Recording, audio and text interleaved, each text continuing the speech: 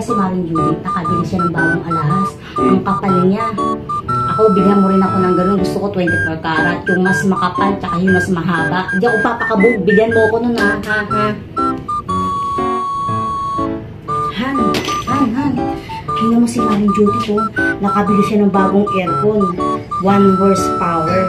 Pakabit din tayo ng aircon. Gusto ko split type, tapos 2 horsepower. Hindi tayo papakabog, ha? Bili tayo, ha? Ha? Ano kasi, bibili ko tayo. Han. Ano ba? Si Maring Judith, nakabili siya ng bagong ref. Yung Samsung na kinakatok. Bili tayo nun, ha? Ibenta natin itong kwento na to. Bili tayo nun, ha? O tayo papakabog. Gusto ko, meron din tayo nun, ha?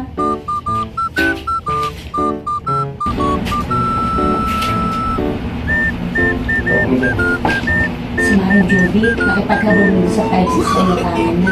Ayun, patay, nasa isa.